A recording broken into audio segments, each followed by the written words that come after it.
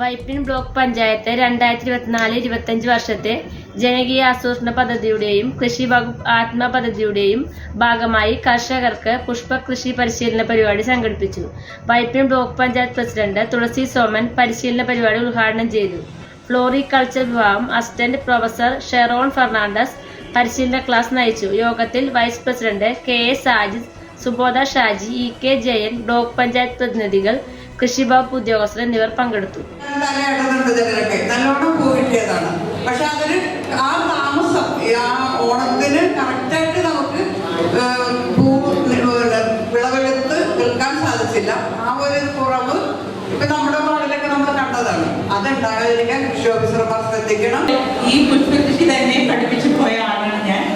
അപ്പോ അന്ന് ചെയ്തവർ തന്നെയാണ് ഈ ദിവസവും വന്നിരിക്കുന്നതിന് അറിഞ്ഞതിൽ എനിക്ക് സന്തോഷമുണ്ട്. കാരണം നമ്മൾക്ക് എന്തെല്ലാം ആണ് നമ്മൾക്കുണ്ടായ പാളിച്ചകളെന്നും അത് തിരിച്ചറിഞ്ഞ് അടുത്ത കൃഷി ആരംഭിക്കാനായിട്ടുള്ള ഒരു അടിത്തറ പാകുന്ന ഒരു ദിവസവും കൂടിയാണ് അല്ലേ.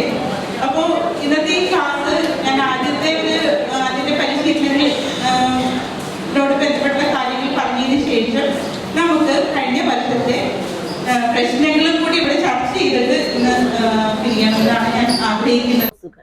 ഈ ചാനൽ ഷെയർ ചെയ്യുക, സബ്സ്ക്രൈബ് ചെയ്യാൻ മറക്കരുത്.